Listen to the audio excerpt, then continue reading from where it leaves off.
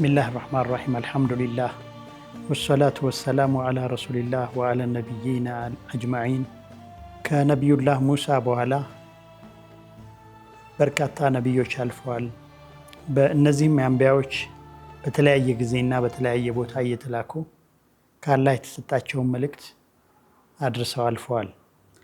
ግማሾቹ በርካታ ተከታዮች ሲያተርፉ፣ አንዳንዶቹ ደግሞ ተከታይም ሳይኖራቸው ጥቂት ተከታይም ኖሯቸው፣ አንዳንዶች ደግሞ ዓለምን አስተዳድረው የነበረውን ዓለም አስተዳድረው እንደነ ነቢዩላህ ዳውድ፣ በተለይ ደግሞ ነቢዩላህ ሱለይማን የነበረውን በጊዜው የነበረውን አለ የተባለውን ሁሉ አስተዳድረው ከሰውም ውጭ ጅንንም ሁሉ አሳድረው ሸይጣንንም አሳድረው በስራቸው በራሪዎችን ከዛም ውጭ ደግሞ ሌሎች ጥቃቅን እንስሳዎችን ሳይቀሩ በትእዛዛቸው ስር አስውለው ያው አልፈዋል። በበርካታ ሁኔታ አንዳንዶች ንጉሥ ሆነው፣ አንዳንዶች ደግሞ ዳዒ ብቻ ሆነው፣ አንዳንዶች ደግሞ በሚሕራብ ውስጥ ሆነው፣ ሌሎች ደግሞ በኸልዋ ማለት ከከተማ ወጥተው፣ አንዳንዶች ደግሞ ከተማ ውስጥ ብቻ ሆነው በርካታ ስራዎችን ሰርተዋል። ዛሬ የምናነሳው ደግሞ አንድ ከኡሊል አዝም ማለት ከአምስቱ አላህ ከሁሉም አንቢያዎች ካበለጣቸው ውስጥ አንዱ የሆነውን እና ከመወለዱ ጀምሮ እስከ ሞቱ ድረስ ታላቅ ተአምር የተሰራበትን መወለዱ በተአምር ሐታ መጨረሻውም በተአምር የሚያሳልፈውን ታላቁ ዒሳ ብኑ መርየም የእሱን ታሪክ ነው ለማየት የምንሞክረው። የዒሳን ታሪክ ስናወራ የእናቱን ታሪክ እናወራለን። የእናቱን ታሪክ ስናወራ ደግሞ የእናቱ ቤተሰቦችን ታሪክ እናወራለን። አላሁ ስብሓንሁ ወተዓላ የቁርአን አንድን ሱራ በስሙ ያስጠራለትን የመርየም አባትን እንዲሁ ደግሞ በስሟ አንድ የቁርአን ሱራ በስሟ ያስጠራላትን የዒሳ ዓለይሂ ሰላም እናትን መርየምን፣ እነዚህን ታሪኮች መታየት አለባቸው የግድ እና ከዚህ ነቢይ ደግሞ ብዙ ነገሮችን እናያለን ማለት ነው።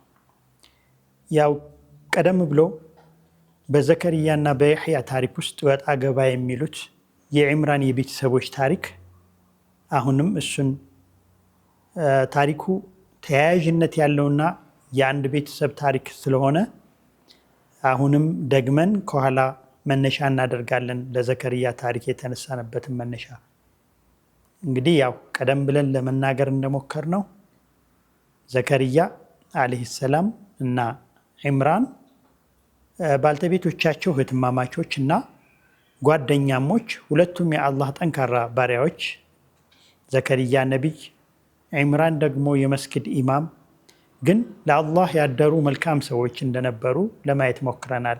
ስለዚህ አላሁ ስብሓንሁ ወተዓላ ይህን የመስጊድ ኢማምና አቢድ የነበረውን ሰው ስሙ የቁርአን ሱራ እንዲጠራበት አድርጎታል ማለት የዚህ ሰው የራሱ ክብር፣ የሚወልዳት ልጅ ክብሩ፣ የሚወልዳት ልጅ የወለደችው ደግሞ ታላቅ ሰው ክብር ነው።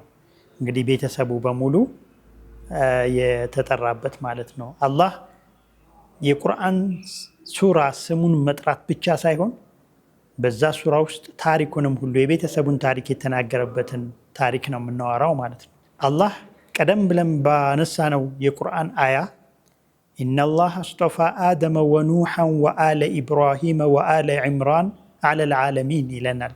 አላሁ ስብሓንሁ ወተዓላ አደምን እንግዲህ አደም የተከበረበትን ነገር በታሪኩ ለማየት ሞክረናል። አደምን መረጠው። ወኑሐን ኑሕ የተመረጠበትንም በታሪኩ ለማየት ሞክረናል። ወአለ ኢብራሂም የኢብራሂም ቤተሰቦችም አላህ በምን እንደመረጣቸው እንዴት እንደተመረጡ መልካም ስነ ምግባሮቻቸውንና ለዓለማችን የከፈሉትን መስዋዕትነት ለማየት ሞክረናል በታሪኮቻቸው። ወአለ ዕምራን የዕምራን ቤተሰቦች ብሎ ነው አላህ ሱብሓነሁ ወተዓላ ይገለጸልን። እነዚህንም ልክ ቀደም ብሎ የተገለጹት የከፈሉትን መስዋዕትነት ለዚህ ለዲን እንዳየን ሁሉ የምናየው ይሆናል ማለት ነው። እና አላህ እነዚህን ቤተሰቦች በተለይ በቤተሰብ ወአለ ኢብራሂም ወአለ ዒምራን ቤተሰቦቻቸውን ጭምር ነው ከዓለም አስበልጠን መርጠናቸዋል የሚለን እና እነዚህ ከዓለም ተበልጠው የተመረጡት በአላህ በሰዎች ሳይሆን በአላህ የተመረጡ ሰዎች ምን ስራ ሰርተው ነው፣ ምን ነበር ባህሪያቸው የሚለውን በዚህ ውስጥ ለማየት እንሞክራለን። ዙርየተን ባዕዱሃ ሚን ባዕድ እነዚህ አንቢያዎች የተጠቀሱትም ሆኑ ያልተጠቀሱት አንዱ ከአንዱ ነው ማለት በመልካም በዲናቸው አንድ ናቸው፣ በዳዕዋ ስራቸው አንድ ናቸው እና አንዱ ከአንዱ የተተካካ ነው ይለናል አላሁ ስብሓነሁ ወተዓላ። እንግዲህ ያው የዒምራን ባልተቤት ዒምራን የመስጅድ አልአቅሳ በቤተል መቅዲስ በመስጅድ አልአቅሳ ኢማም እንደሆነ ለማየት ሞክረናል። የዒምራን ባልተቤት የምትለውን ቃል ነው እንግዲህ አላሁ ስብሓነሁ ወተዓላ ከዛ ጀምሮ ታሪኩን የሚነግረን ማለት ነው። ከዒሳ ብቻ ሳይሆን ከእናቱ ከመሬም ብቻ ሳይሆን ከእናቷ ጀምሮ ማለት ነው። ይህ የዒሳ ታሪክ ከሌሎቹ የሚለይበት ነው ማለት ነው። እስከ አያቱ ድረስ ያለውን ታሪክ ለማሳየት ስለሚሞከር ማለት ነው። ተያያዥነት ስላለው የእሱን ታሪክ ለማውራት እስከ አያቱ መጀመር ስላለበት ነው አላሁ ስብሓነሁ ወተዓላም እስከ አያቱ አንስቶ የነገረን ማለት ነው። እና ኢዝ ቃለት ኢምረአቱ ዒምራን ረቢ ኢኒ ነዘርቱ ለከ ማ ፊ በጥኒ ሙሐረራ ፈተቀበል ሚኒ ኢነከ አንተ ሰሚዑል ዓሊም በማለት ይጀምራል። እንግዲህ የዒሳ ታሪክ ዓለይሂ ሰላም። እንግዲህ የዒሳ ታሪክ ዓለም ለብዙ የተከፈለበት ነው። ሐቂቃ ዓለም በብዙ በቢሊየን የሚቆጠር ሰው የተሳሳተበት፣ በቢሊየን የሚቆጠር ሰው ደግሞ ያልተሳሳተበት ታሪክ ነው። እንግዲህ የዒሳ ታሪክ ግን ታሪኩ እንዲህ ነው የሚጀምረው። ኢዝ ቃለት ኢምረአቱ ዒምራን ረቢ ኢኒ ነዘርቱ ለከ ማ ፊ በጥኒ፣ ጌታዬ ሆይ፣ አያቱ ነች ይህን የምትለው። ጌታዬ ሆይ ኢኒ ነዘርቱ ማ ፊ በጥኒ ሙሐረራ፣ ይህ ያረገዝኩት የነፍሰ ጡር የሆንኩትን ልጅ ለአንተ ብቻ እንዲሆን ወስኛለሁኝ፣ ተነዝሬያለሁ፣ ተስያለሁ ለአንተ በማለት እንግዲህ ይህን የተሳለችው ከዛ በፊት የተወለደን በራሪ አይታ በዛ በመጓጓቷ ነው ይላል የታሪክ ምሁሮች። ፈተቀበል ሚኒ ኢነከ አንተ ሰሚዑል ዓሊም፣ አንተ ነህ ተቀብለኸኝ፣ እኔ ለወደድኩት እኔ ለተመኘሁት ነገር ልታውለው የምትችለው አንተ ነህና፣ ኢነከ አንተ ሰሚዑል ዓሊም፣ አንተ የውስጤን አዋቂ የሆንክ ሰሚ ጌታ ነህና የተመኘሁትን እንዳገኝ ተቀበለኝ በማለት አላህን ጠይቃ ተነዘረች ማለት ነው። አላሁ ስብሓነሁ ወተዓላም የለመኑትን ሰጪ አድራጊ የሆነ ጌታ ነውና ፈተቀበለሃ ረቡሃ ቢቀቡሊን ሐሰን፣ እሱ ደግሞ ተቀበለኝ ነበር ያለችው፣ ግን በመልካም መቀበል ተቀበላት፣ ዱዓውንም ውስጧ የነበረውንም ማለት ነው። ወአንበተሃ ነባተን ሐሰና፣ እሷንም ውስጧ የነበረው የምትወለደውንም በመልካም አስተዳደግ አሳደጋት። ወከፈለሃ ዘከርያ አሳደጋት። እንግዲህ ያው ታላቁ ዒምራን ወልዷት የታላቁ ዒምራን ባለቤት ዱዓ የታላቁ ነቢይ የዘከርያ ማሳደግን ያገኘች ልጅ ሆነች ማለት ነው። ብቻ ያው እንዲህ ይሄ ነፍሰ ጡር ሆና ለአላሁ ስብሓነሁ ወተዓላ የለመነችው ተቀባይነት አግኝቶ እንዲህ ከሆነ ዘንዳ ነፍሰ ጡር ሆና ወለደች ይሄን ነፍሰ ጡሯን ማለት ነው። ፈለማ ወضዐትሃ ቃለት ረቢ እኒ ወضዕቱሃ ኡንሳ ወላሁ አዕለሙ ቢማ ወضዐት ወለይሰ ዘከሩ ከልኡንሳ። ያው መውለዷ ትንሽ ቅር ቢላትም የወለድኩት ሴት ነው፣ ለቤተል መቅዲስ ኻዲም ሊሆን የሚችለው ደግሞ በአብዛኛው ወንድ ነውና የወለድኩትን አንተ ታውቃለህ፣ የወለድኩትን አላህ ያውቃል፣ ብቻ እኔ ቃሌን እጠብቃለሁ በማለት ያው ለአላሁ ስብሓነሁ ወተዓላ የገባችውን ቃል ለማክበር ሞከረች ማለት ነው። ወኢኒ ሰመይቱሃ መርየም፣ ይችን ደግሞ የተወለደችዋን ልጅ መርየም ብዬ ጠርቻታለሁኝ፣ ምክንያቱም ቃሌን ለማክበር አቢድ መሆን አለባትና አቢድ ብዬ ጠርቻታለሁኝ ማለቷ ነው። በእነሱ ቋንቋ መርየም ማለት አቢድ ማለት ነውና አቢዳ ማለት ነውና ማለት ነው። ወኢኒ ኡዒዙሃ ቢከ ወዙርየተሃ ሚነ ሸይጣን ረጂም እሷንምና የእሷንም ዘር ከሸይጣን እንድትጠብቃት እለምንሃለሁኝ በማለት አላሁ ስብሓነሁ ወተዓላን ጠየቀች ማለት ነው። እንግዲህ ይሄ ማንኛውም ሰው ዱዓ ሊያደርገው የሚገባ ነገር ነው ማለት ነው። ልጅ ሲወለድለትም ልጅ ከመወለዱም በፊት መጀመሪያውንም ከባልተቤቱ ጋር ሲሄድ ነቢያችን ዓለይሂ ሰላቱ ወሰላም በመከሩን መሰረት ማድረግ ተገቢ ነው። ከሸይጣን እንድንጠብቅ ያደርጋል ማለት ነው። ማለት ከሸይጣን ልጅ ሲወለድ ብዙ ስለሚደርስበት ነው። ሸይጣን ሰው በሚወለድበት ጊዜ ብዙ ነገር ያደርስበታልና ያ እንዳይደርስበት ለመጠበቅ ነው ማለት ነው። እና ፈተቀበለሃ ረቡሃ ቢቀቡሊን ሐሰኒን ወአንበተሃ ነባተን ሐሰነን ወከፈለሃ ዘከርያ ኩለማ ደኸለ ዐለይሃ ዘከርያ። እንግዲህ ያው ልክ እንደወለደችው በገባችው ቃል መሰረት ወደ ቤተ መቅደስ ነው የወሰደቻት። ብዙዎቹ የሚያደርጉት ያው ቤተል መቅደስን ለመከደም ከሆነ ቃል የተገባውና ልጁ መዋል ያለበት ልጁን አሳድገው ነበር እዛ የሚያስገቡት። ግን እሷ ቃሏን ለማክበር ስትል ከልጅነቷ ጀምሮ ከህፃነቷ ገና እንደወለደቻት ጀምሮ ሰጠች ማለት ነው። ነገር ግን ያው እሷን የሚንከባከብና የሚያሳድግ ሰው ተለያዩ ማለት የአባቷ ጓደኞች፣ አሊሞች፣ የመስጊድ ሰዎች እኛንን የምናሳድጋት በሚል በጣም ተከራከሩ ማለት ነው። እና ነቢዩላህ ዘከርያ ዓለይሂ ሰላም አይ እኔ አሳድጋታለሁኝ፣ እኔ ያክስቷ ባለቤት ነኝ፣ ስለዚህ እኔ ነኝ ተገቢው ባለቤቴ አክስቷ ስለሆነች የሚገባኝ ለእኔ ነው በማለት ሊከራከራቸው ሞከረ። ነቢዩላህ ያህያ ሊያሳምናቸው ሞከረ። ነገር ግን በዚህ መለያየት ስላልቻሉ ወደ እጣ ማውጣት ነው የሄዱት።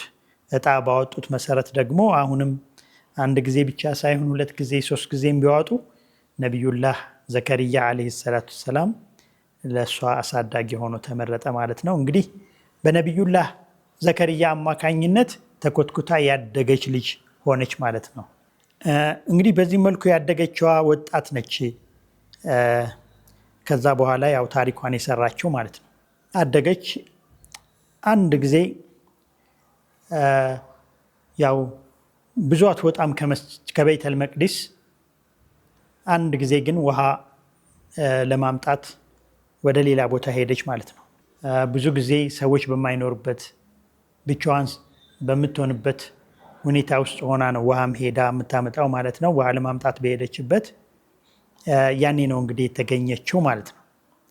አላሁ ስብሐነሁ ወተዓላ እንደሚነግረን ኢዝ ቃለቲል መላኢከቱ ያ መርየሙ ኢነላህ አስጠፋኪ ወጠሐረኪ ወስጠፋኪ ዐላ ኒሳኢል ዓለሚን። ቀደም ብሎ ቤተሰቦቿ ተመርጠው ነበረ። አሊ ዕምራንን አላሁ ስብሐነሁ ወተዓላ እንደመረጠው ነግሮናል።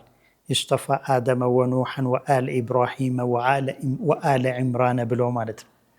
አሁን ደግሞ የእሷ ምርጫ ደረሰ ማለት ነው። አላሁ ስብሐነሁ ወተዓላ መረጣት ማለት ነው። እንዴት? ውሃ ልትቀዳበት በሄደችው ቦታ ውሃ ቀድታ በምትመለስበት ጊዜ የሆነ ሰው ማለት ድንገት ቆሞ ታያለች እና ደነገጠች። ምክንያቱም እዛ ቦታ ላይ እሷም በኸልዋ ነው የምትኖረው፣ በመጋረጃ ነው የምትኖረው። ውጭም ላይ ሰዎች በሌሉበት ወቅት ነው የምትሄደው፣ በሂጃብ ነው የምትሄደው እና ወንድ በሰው ተመስሎ ስታይ እጅግ ደነገጠች ማለት ነው። እና ያኔ ደንግጣ ያው ግን አረጋጋት። ኢዝ ቃለቲል መላኢከቱ ያ መርየሙ ኢነላህ አስጠፋኪ ወጠሐረኪ ወስጠፋኪ ዐላ ኒሳኢል ዓለሚን የሚል መልእክት አስተላለፈላት። ይሄ ሰው የመሰላት የአላሁ ስብሓነሁ ወተዓላ ታላቁ መልእክተኛ ጅብሪል ነበረ ማለት ነው። ኢዝ ቃለቲል መላኢከቱ የተባለውም እሱ ነው እና እሷ ደንግጣ ነበረ። ግን ገና እንዳየችው ደነገጠችና አላህን የምትፈራ ከሆነ በአላህ እጠበቃለሁ ካንተ በማለት ስትለው ያው ጅብሪል ነውና እኔ ምንም አይደለሁም ከአላህ የተላኩኝ መልእክተኛ ነኝ። መርየም ሆይ አላሁ ስብሓነሁ ወተዓላ አንቺን ከዓለም መርጦሻል። ወጠሐረኪ ንጹህ አድርጎሻል። ወስጦፋኪ አላ ኒሳኢል ዓለሚን ከዓለምን መርጦሻል። በመጀመሪያ የመጀመሪያው ምርጫ በቃ አላህ እሷን እንደመረጣት ከጠቅላላ ነገር እንደመረጣት፣ በመጨረሻም ደግሞ ወስጦፋኪ አላ ኒሳኢል ዓለሚን ከዓለም ሴቶች ደግሞ ምርጧ ሴት አድርጎሻል በማለት እሷን አበሰራት ማለት ነው። እንግዲህ የእሷን ብስራት ከጨረሰ በኋላ ትእዛዝ አስተላለፈላት። ያ መርየም ቁኑቲ ሊረቢኪ ወስጁዲ ወርክዒ ማዕ ራኪዒን በማለት እንግዲህ ከመርየም የሚጠበቀው ነገር ለምርጫዋ አላህ ስለመረጣት አላህ ከሴቶች ሁሉ የተላቀች ስላደረጋትና አላህም ደግሞ የመረጣት በመሆኗ ልትከፍል የሚገባት ለአላሁ ስብሓነሁ ወተዓላ ልታደርግ የሚገባትን ነገር ነገራት ማለት ነው። ወቁኑቲ ሊረቢኪ አላህም በመገዛት ታትሪ ማለት ጥረት አድርጊ፣ ታገይ፣ አላህም በመገዛት ዒባዳ በመስራት ወስጁዲ ወርክዒ ማዕ ራኪዒን እንዲሁ ደግሞ ለአላሁ ስብሓነሁ ወተዓላ ስገጂ፣ ሩኩዕም አድርጊ ሩኩዕ ከሚያደርጉት ሰዎች ከሆነሽ በማለት እንግዲህ ይሄ ማሳሰቢያ የተሰጣት ማለት ነው። ስለዚህ አላሁ ስብሓነሁ ወተዓላ መረጣት ማለት ነው። እንግዲህ ይሄ መረጣት በእሷ የሚያስተላልፈው ነገር ስላለ ነው ማለት ነው። ይህም በመላኩ ጅብሪል አማካኝነት በለበሰችው ልብስ አንገትያ ላይ ትንፋሹን በመንፋት አላሁ ስብሓነሁ ወተዓላ ሩሑን እሷ ውስጥ እንዲገባ አደረገ ማለት ነው። ከሱ የሆነን ሩሕ እና በዛ አማካኝነት አላሁ ስብሓነሁ ወተዓላ እንድታረግዝ አደረጋት ማለት ነው።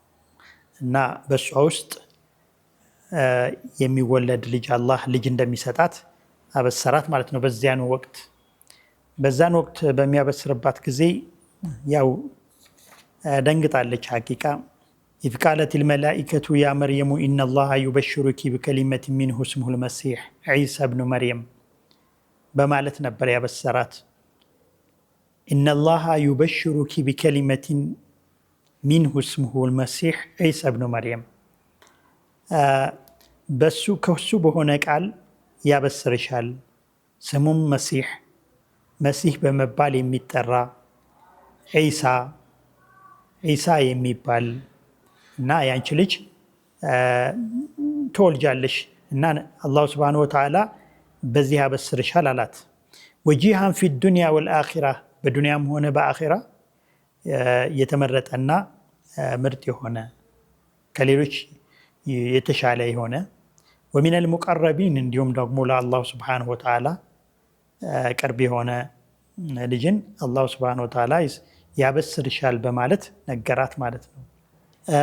እንግዲህ ይህንንም ለማድረግ ቅድም ያልነውን አደረገ ማለት ነው። ማለት ሙበሽራት ካደረገ ወይም ብስራት ካደረገላት በኋላ በለበሰችው ልብስ በአንገትየዋ ትንፋሽ በመተንፋስ ከዛ የአላህ የሆነን ሩሕ ውስጧ እንዲገባ ተደረገ ማለት ነው።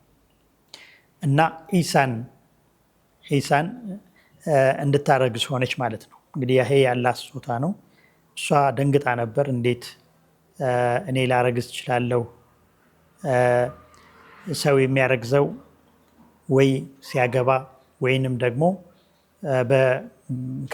ከጋብቻ ውጪ በሚሆንበት ጊዜ ነው።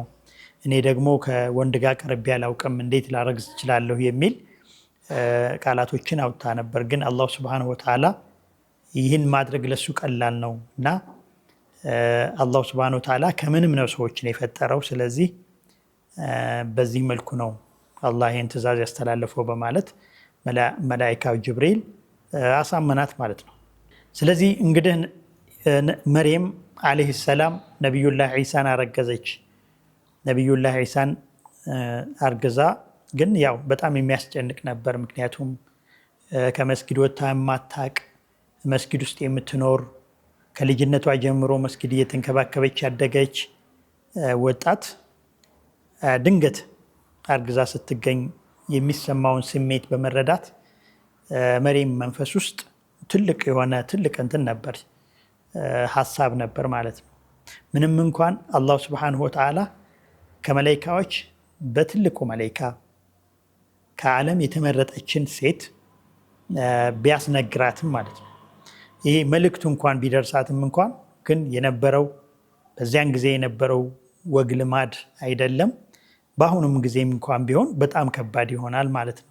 በዚያን ወቅት ደግሞ ከኒካህ ውጭ የሚወለድ ባልነበረበት ይሄ በጣም መጥፎ ስም የሚሰጥበት ስለነበረ እሷም በዚህ ያው ከፍተኛ ጭንቀት ውስጥ ገብታ ነበር ማለት ነው። እና ያው ግን የሚሰጣት ልጅ የነበረው ባህሪ ወጂሃን ፊ ዱንያ ወልአኺራ ወሚነል ሙቀረቢን ወዩከሊሙ ናሰ ፊል መህዲ ወከህለን ወሚነ ሳሊሒን በህፃንነቱ አንቀልባ ውስጥ ሆኖ ሰዎችን ሊያወራ የሚችል እንዲሁ ደግሞ ትልቅም ከሆነ በኋላ ሰዎችን የሚያናግርና ወደ መልካም ነገር የሚጠራ ከሷሊሖችና ከደጋጎች መሃል የሆነን ልጅ ነው የሚሰጥሽ የሚለውን ነገር መላኢካው በሚነግራት ጊዜ በዚህ ያው የተረጋጋት የመረጋጋት መንፈስ ቢኖራትም እንኳ ነገር ግን ትልቅ ሂሳብ ነበር ሐቂቃ። እንግዲህ ያው ኢሳ በዚህ መልኩ ነበረ በመርየም የተረገዘው ማለት ነው። የኢሳ መወለድም ትልቅ ክስተት ነበር ሐቂቃ መወለዱም ማለት ነው። እንደዚሁ ወዝኩር ፊል ኪታቢ መርየመ ኢዝ እንተበዘት ሚን አህሊሃ መካነን ሸርቅያ። እንግዲህ ያው ስታረግዘው በእርግጥ ቀደም ያው ወደ ውሃ ለማምጣት እንደሄደች ያልነው አላህ በዚህ በቁርአን ገልጾታል። ወዝኩር ፊል ኪታቢ መርየመ ኢዝ እንተበዘት ሚን አህሊሃ መካነን ሸርቅያ ፈአርሰልና ኢለይሃ ሩሐና ፈተመሰለ ለሃ በሸረን ሰውያ ኢኒ አዑዙ ቢረሕማን ሚንከ ኢን ኩንተ ተቂያ ቃለ ኢነማ አነ ረሱሉ ረቢኪ ሊአሀበ ለኪ ጉላመን ዘኪያ በማለት ያው አስረዳት ማለት ነው። መላኢካው ጅብሪል ዓለይሂ ሰላም እኔ ያው አላሁ ስብሓነሁ ወተዓላ ምርጥ ያደረገውንና መጥፎ ነገር የማይቀርበውን ጥሩን ነገር የሚያሳድገውን ልጅ ልሰጥሽ ነው የመጣሁትኝ የአላህ መልእክተኛ ነኝ በማለት ያው አበሰራት። ቃለት አና የኩኑ ሊ ጉላሙ ወለም የምሰስኒ በሸሩን ወለም አኩ በግያ።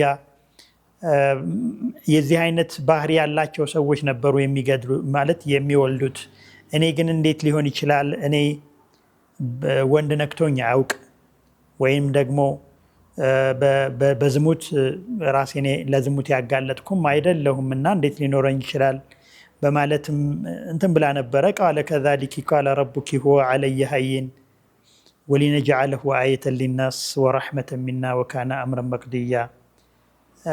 እንግዲህ ይሄ የተደረገው ለአላህ ይህ ቀላል ነው። ከዛሊኪ ቃለ ረቡኪ ሁወ ዐለየ ሀይን ወሊነጅዐለሁ አየተን ሊናስ፣ ይህ ደግሞ ተአምር ልናደርገው ነው የፈለግነው። የሰው አፈጣጠር በዚህ አይነት መልኩ እንደሚፈጠር የሰው ልጅ ለማሳየት ነው፣ ተአምር እንዲሆን ነው። የሰው ልጅ ያለ አባት ያለ እናት መፈጠር እንደቻለ፣ የሰው ልጅ ከአባት ብቻ መፈጠር እንደቻለ፣ የሰው ልጅ ከአባትና ከእናት መፈጠር እንደቻለ ሁሉ የሰው ልጅ ያለ አባት መፈጠር እንደሚችል ለማሳየት ተአምር እንዲሆን በማድረግ ነው እንግዲህ የዛሬው ያንቺ ይሄ አንቺ ጋር ይህን ትእዛዝ የታዘዝኩት በማለት ወረሕመተን ሚና ወካነ አምረን መቅድያ፣ ይሄ ደግሞ ከኛ በሆነ ረሕመት ነው ይላል አላሁ ስብሓነሁ ወተዓላ። ወካነ አምረን መቅድያ፣ ይሄ የተወሰነ ነው፣ በአላሁ ስብሓነሁ ወተዓላ የተወሰነ ነው። ስለዚህ ይሄ ውሳኔ ይፈጸማል አላት። እንግዲህ ያው ነፍሰ ጡር ከሆነች በኋላ ፈሐመለትሁ ፈንተበዘት ብሂ መካንን ቀስያ፣ ራቅ ወዳለ ቦታ ገለል ወዳለ ቦታ ይዛው ሄደች ማለት ነው። ይሄን የነፍሰ ጡር ከሆነች በኋላ እንግዲህ እዚህ ቦታ እንደተቀመጠች ነው አላሁ ስብሓነሁ ወተዓላ ምጧ እንዲመጣ ያደረገው ማለት ነው።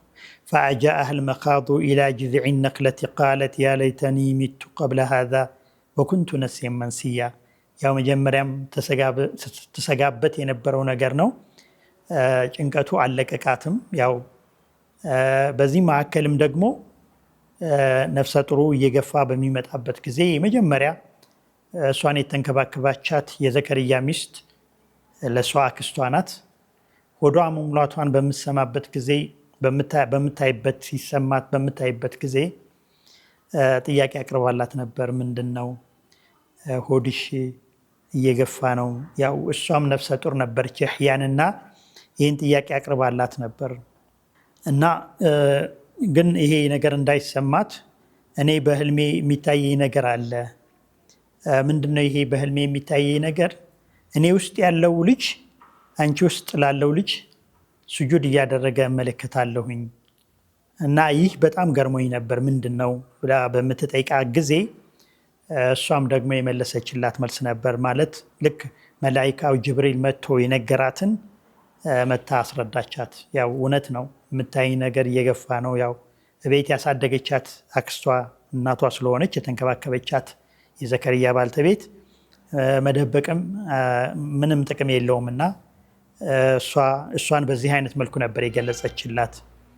ሌላው ማርገዟን ደግሞ እንደዚሁ ነፍሰ ጡር መሆኗን የተረዱ ሰዎች ነበሩ።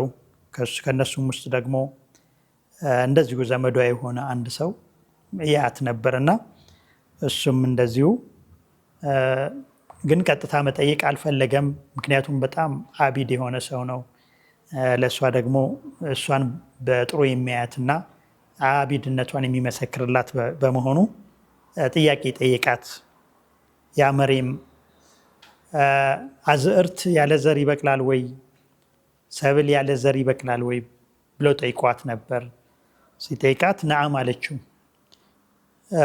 እንዴት ሰብል ያለ ዘር ይበቅላል ሲላት፣ አይ የመጀመሪያውን ዘር ታዲያ ማን ፈጠረው በማለት መልሳለት ነበርና እስኪ ዛፍስ እሺ እንዲሁ ብቻውን ያለ ውሃ ያድጋል ወይ ብሎ በጠየቃት ጊዜም አዎ ሊያድግ ይችላል። የመጀመሪያው ዛፍ እንዴት እንዳደገ እናውቅም። ያው የመጀመሪያውም ዛፍ እንደዚሁ አላህ ሱብሓነሁ ወተዓላ የተከለው ወይም ያደረገው ያሳረፈው ነውና፣ እሺ ወደ ዋናው ጥያቄ ገባ። ይህን ከጠየቃት በኋላ እሺ የሰው ልጅስ ያለ ወንድ ያለ ዘከር ያለ ወንድ ይፈጠራል ወይ ብሎ በጠየቃት ጊዜ ነዓም ይፈጠራል፣ ምክንያቱም አባታችን አደም ያለ ወንድና ያለ ሴት ነው እንደውም የተፈጠሩት በማለት መለሰችለት ማለት ነው።